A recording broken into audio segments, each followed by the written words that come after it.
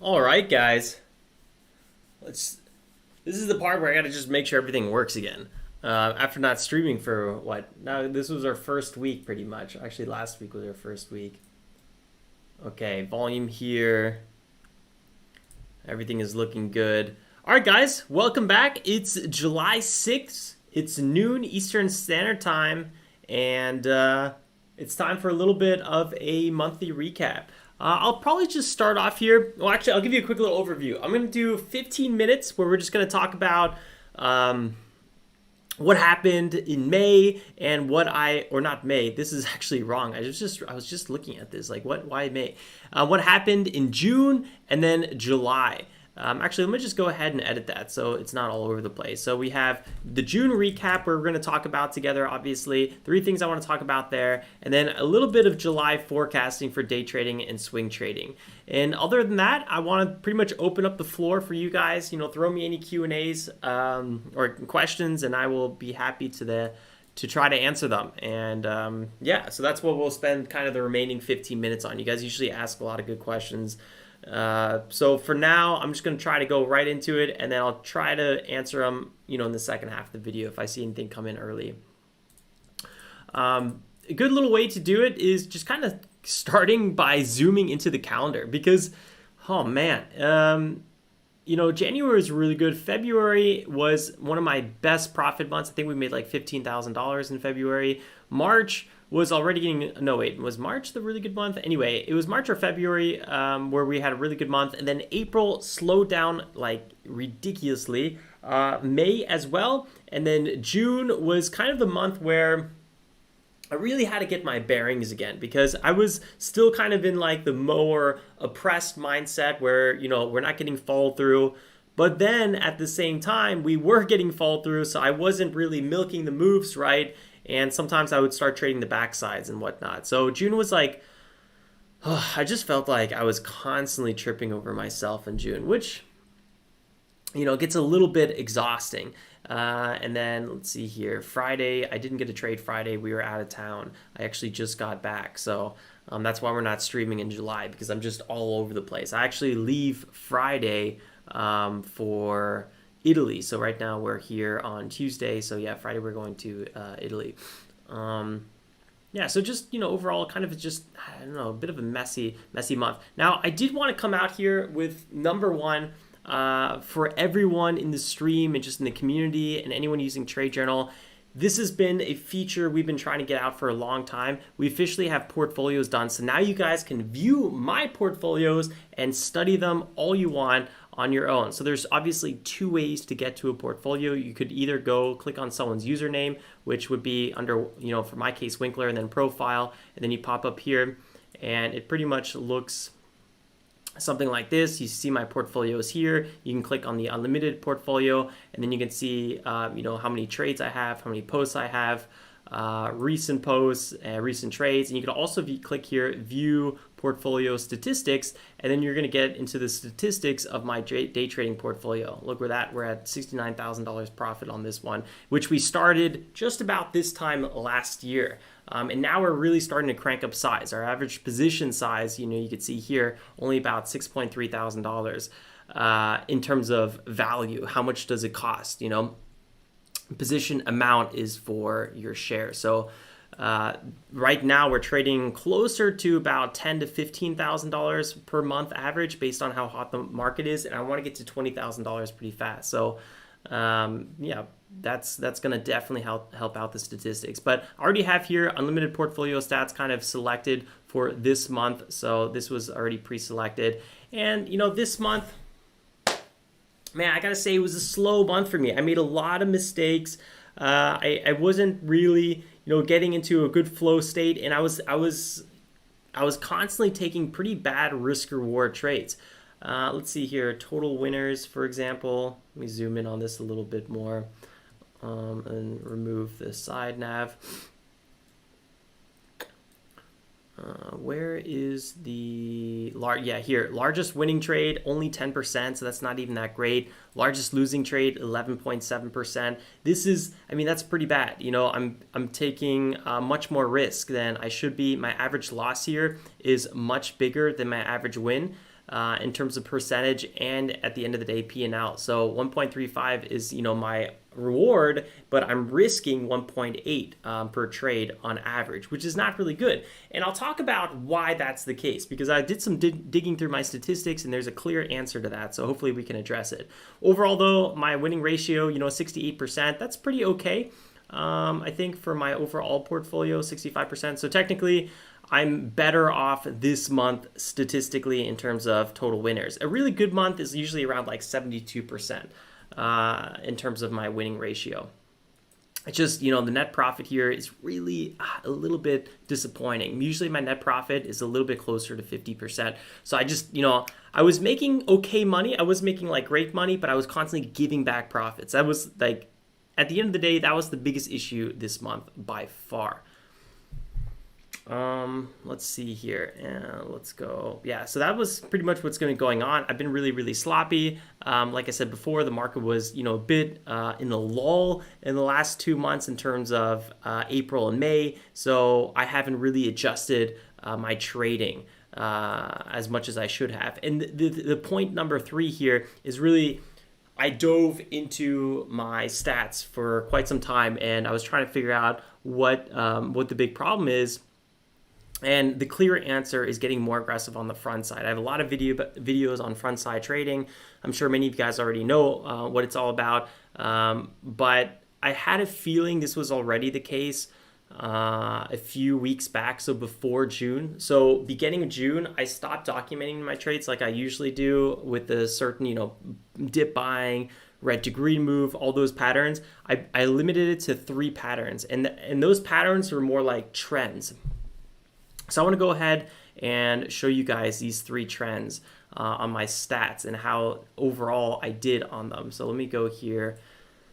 So yeah, these are the front side stats for this month. Then we have backside stats and then ranging stats. And I can show you a few trades of each one as well. So let me go ahead and do that. Let's just start with front side. This is where I made the most money. I had the best winning percentage. And my risk reward wasn't ideal, but you'll see it's better than the other statistics. And really the reason my risk reward wasn't ideal is because I wasn't holding my winners long enough. I didn't have enough conviction to hold. I would oftentimes sell right before, a 10-20% run up, which was a little bit annoying for sure. This is actually GNS. Look at that. What a fail of a last trade here on this one, June 16th. Okay, so let's keep diving through. Yeah.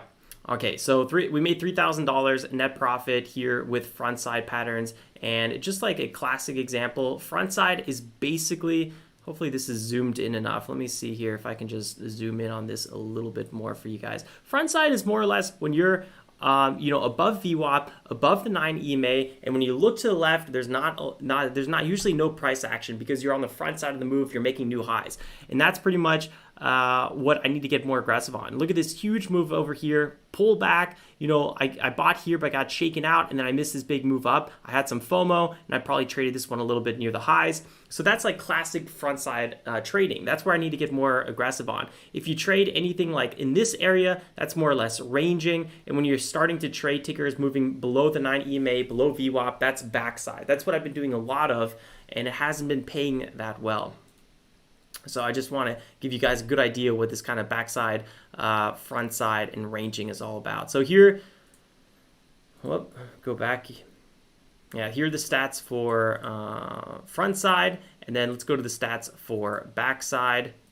You can see I only made I didn't even make $500. I made $450 on backside. So if I anytime I see a stock on the backside and I just threw that totally out the window, I would, be pretty much much worse off. Not to mention, I have some big losers here on the backside, which suck because when you're backside trading, you're pretty much trading a negative risk reward ratio, right? I'm looking to make 2 to 3%, but I'm risking that, 7-8%. So I always say it's not really a strategy for new traders. This is actually a perfect example here. Let me copy this link address. Here we go. So look at this sell-off. This is clear backside action. This is front side. This is backside. This is kind of ranging. All this is ranging. So here, when ranging is when there's no clear direction, right? So you don't want to really be trading breakouts when you're ranging. You want to kind of maybe be accumulating near lows and looking for mean reversion, simple reversion, coming back to the 9 EMA or VWAP or something like that. So this is classic dip trading here, trying to do quick moves, take your profit, move on. Sometimes it works really well, but it only takes 1 or 2 trades sometimes to give back all your profits. That's why, it depends what market you're in. If it's a slow market, I find dip trading to be much better. If it's a hot market, I find dip trading to be very hard because you'll get, huge flushes. And once you enter the backside, you almost kind of want to step away. While in a slow market, the backside's quite nice because tickers, slowly dip off, and then sometimes they correct, they range again, they maybe slowly sell off again. It's a little bit more predictable and easier to scalp. Scroll back here. But yeah, backside just overall not really good. Look at that profit margin, horrible, 8%. Profit margin here with front side 40%. And you might also think, okay, Alex, you made $450 trading backside, why not keep doing it? At least you make some money. It also means I only made $450 for all the screen time that I put into backside trading, right? Or also with every trade you become a little bit less emotionally stable, I feel like. So after 2 hours of trading, I'm usually like, oh God, it's kind of time to wrap it in because I feel like I'm getting a little bit more emotional, right? So if I could, trade front side, walk away, come back, trade more front side, if there is front side, that would probably be better because I would still be even more aggressive and not, be giving back profits or not be ready for that front side action again. And the last thing here with ranging for last month, made $1,500 with ranging. I gotta say, 46% profit margin, not too bad. 67% winners, that's okay. Risk reward's pretty okay. What I like about ranging is usually I'm not too worried about any sort of flushes. I am sometimes worried about offerings, but I'm always worried about offerings. But overall, you're not buying into a massive sell-off. So let's see if there's any good examples. Yeah, actually here, this is a pretty good example. Copy link location. So this is actually, I remember this ticker. So here we're ranging, we have good support coming in around 2.5. And what I'm trying to do in this area is basically trade every time we get close to 2.5, I'm buying, and every time we're over that, I'm selling. This was actually very messy here. I had a lot of, I don't know, I was just totally not on my game this day. I remember this one. But that's more or less what you're trying to do. And it can be very, very profitable. Once you realize you're in a ranging pattern. So here, let's see if there's another one here. This is a bit of a range, but this is more of a flag pattern. No, it's not the best example. Let's go to next here. Are we still on? Let me see, ranging. Yeah, okay, these are all ranging trades. Oh, this is a mixed one actually. Let's go here and check out this one. All right, I got another 2 minutes here, and then I want to wrap up. Finding it again. But, I'll just use this example again. Try not to focus so much on the trades I did. When you're in a clear range and you realize there's big support here, but there's big resistance right around here, there's almost clear resistance around 2.8. There's big support at 2.5. So you don't want to be trading those breakouts past 2.8. You don't want to be trading those big moves. Or here, you don't really want to be trading pullbacks anymore because look at that flush. When you're trading range, you're trading mean reversion. Mean reversion is basically you're getting back to the middle. A lot of trading algorithms are based on mean reversion. So here's big support, so you want to be trading that, and you'd pretty much be selling around the 9 EMA, maybe looking for a small pop above the 9 EMA, but that's like a really simplified version of range trading, and I do really like it because most of the time you're in a range. And the key here is not necessarily, saying, I only want to trade ranges, I only want to trade front side, I only want to trade back side. The key really is understanding which one you're in. Are you on the front side? Are you on the back side? Are you ranging? And then adjusting your trading strategy accordingly. So, you're not buying an aggressive breakout when, let's say, you're on the back side of your ranging, because most likely you're in a trend that will not help that trade. So to me, I've been thinking about this a lot lately. It's not really rocket science, but at the end of the day, it's really coming to terms with it, understanding it, making sure it's incorporated in your trading strategy, and then making sure you're kind of comfortable with the overall market. And I think the last one was also one of the biggest problems I had, because I was still in the mindset of April, May, very slow, although June's really been picking up, and then July is looking quite okay. Today was a pretty slow trading day, but in general, July has been pretty hot. So for me personally, like I said in the beginning, I really, really want to get aggressive on the front side. That's where my biggest profit is. Backside, it's the least profit and the worst risk reward. So, trade that a little bit less, especially in the hot market. And then ranging, when we're in the middle, just, try to keep milking that and go from there. I see you guys dropping in here. Good to see you guys again. I feel like it's been, it's so weird not streaming anymore. That's another thing I had to get used to. This last week of June was like, every day I felt like I had to go live. I was like, it's 9 o'clock. The market's, about to open, but the market, opens at 9:30. I know that. It's just, after going live for almost 2 years, every single day around 9, or every day the market's open, it really, like it has a weird rhythm in your head. A little bit of July forecasting here, and then I'll go right away into any questions you guys have. Day trading, like I said before, markets have been heating up again. I think for now, we'll be seeing better fall throughs on breakouts. This is a big thing. That's why I want to get more aggressive on front sides. From what we've seen near the end of June, this is the time to get more aggressive.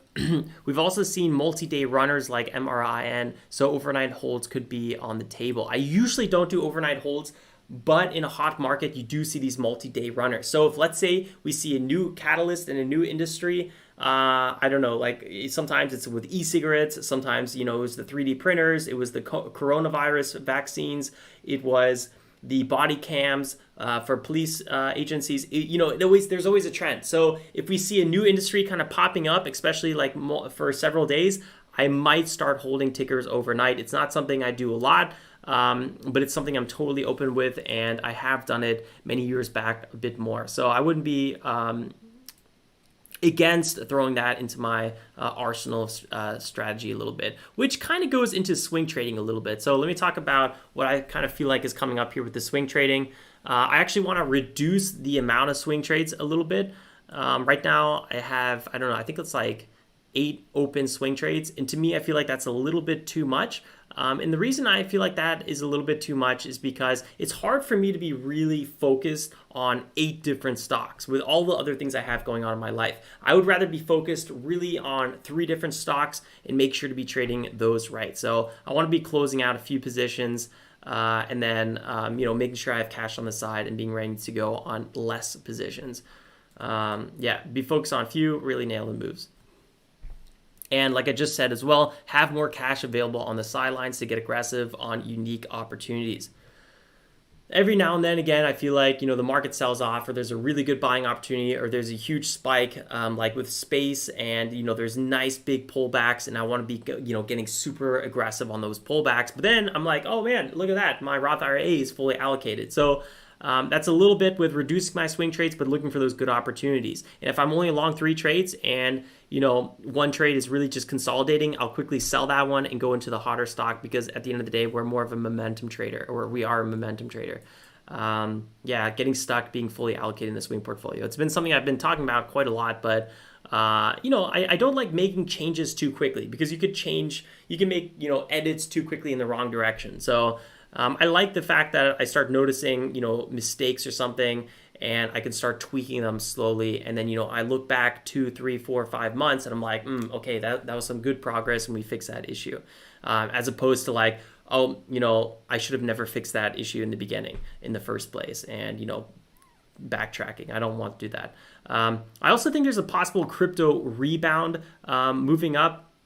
Coming up here. I actually literally just came out with a video about that. So if we go to my YouTube channel, and there's a major buy signal right now on Coinbase stock, and I talk about this exact point right here. I think crypto potentially is finding a little bit of low. I wouldn't be surprised if we had another big sell-off, a couple days of 10-20%. I would not be surprised. I'm totally not saying that, there is a low. But selling momentum has slowed, and I feel like the worst of the bad news is in and has settled a little bit. And there's more and more good news coming out, but the market hasn't rebounded really yet. So I think crypto might rebound, and I think a lot of crypto-related stocks like Coinbase might rebound as well. So I think that is something I want to pay attention to a little bit more as well. But Again, I wouldn't be surprised if it took it like another 3 months or so. I'm just saying it's starting to feel like the tides are changing a little bit after that big sell-off, 50, 60, 70% a lot of these coins since the crackdown in China. So yeah, that's pretty much everything. I mean, that was the primary recap here. Again, what I think is amazing for you guys, we've been working on a long time, is you guys could check out my whole entire day trading portfolio. You can go through all the stats. You can go through all my trades. You can go through each one of my trades has, a little description of what I thought about it, what I did right, what I did wrong. I have the screenshot.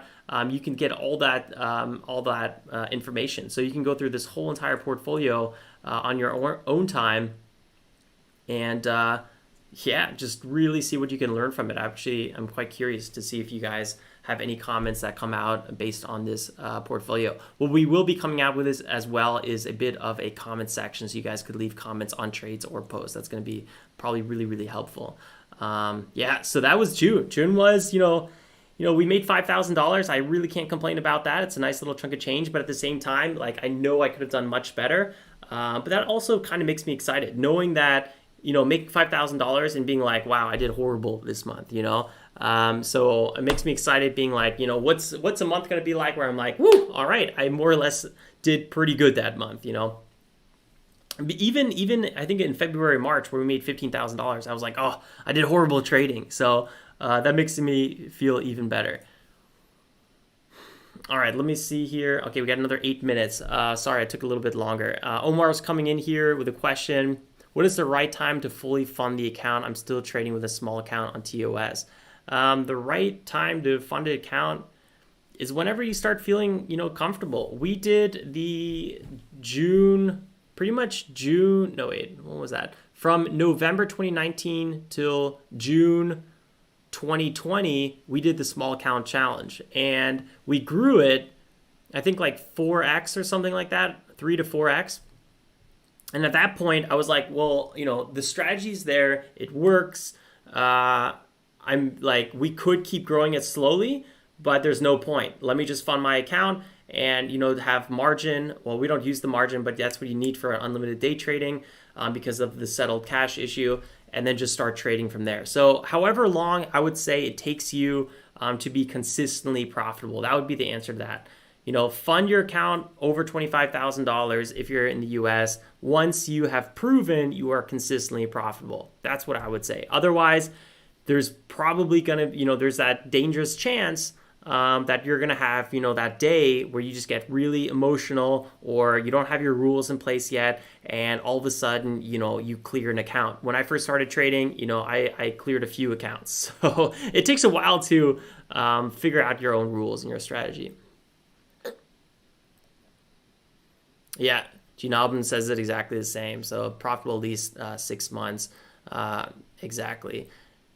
Strategies have to work even when the market changes. Yeah. So for me, we haven't had a red month in around 2 years now. And that is pretty much because, like Gene Albin says, as long as once your strategy works in all different markets. And that's really a lot what we were talking about here with the front side, back side, and the ranging. You want to understand what the stock is doing, right? Is the stock ranging? Is it aggressive front side, or is it done and it's going on the back side? Now, those are individual stocks, but at the same time, the overall market is kind of doing the same thing. So April and May, I would say the whole entire small cap market was either on the backside or it was ranging. There was just chop. There was no clear direction. The biggest fall through would be like 40%. It was very, very slow. Or you're in a really hot market where pretty much anything you buy, you make a lot of money, which we're kind of starting to get into right now. And that's why I was saying multi-day runners can be a lot more interesting and something I want to be looking into again. I'm just looking at here on our Discord, we got a potential meetup coming in Berlin. It's kind of funny. I'm seeing a lot of chats coming in through. Don't forget, guys, if you do want to learn more about what we do in terms of day trading and our strategy. We have a whole entire free foundation video series. You can absorb it all in 1 to 2 hours, and we have our checklist right here as well. What I'm always looking for pre-market, and then for entries and exits. So if you want all that information, just tradejournal.co/connect, which I think is the video or the link under pretty much every video as well. So I'll try to keep this very, very simple. We got the Facebook group, we got the Discord group, which I'm super proud of. We are over 1,000 users in our Discord group as well. Server settings, how do I even check that? Yeah, 1,000 and 1,100 users, so that's pretty awesome in our Discord. Sweet. If there's no more questions, we might go ahead and wrap it up, and I'll think if there's anything more I need to talk about or I should be sharing. I think that's pretty much it overall. Hopefully you guys are, I know a lot of you guys are in the Discord. It's good to see you. Colby's always in there and just chilling. I think today was a little bit confusing because I had the stream going earlier. It was scheduled, and some of you guys jumped in there already talking about pre-market gappers. But I was like, I think the title pretty much reminded people at one point. Sweet, guys. Let's go ahead and wrap it up there. First recap video that's like not 40 minutes long or 50 or 60. So nice to have a recap video under 30 minutes. Thanks for tuning in, everyone. Don't forget to drop a like on the way out. It's the easiest way to support the channel. Subscribe if you're new. And yeah, get ready for another month of July. I'm really looking forward to July. Calm and collected. And I think that's the best way to go. And then, really getting aggressive once those setups pop up. All right, and if you have any questions, leave them in the comments below or on Discord. I'm always there, ready to answer, ready to help. So, like always, guys, stay safe and make some awesome trades. I'll see you next time.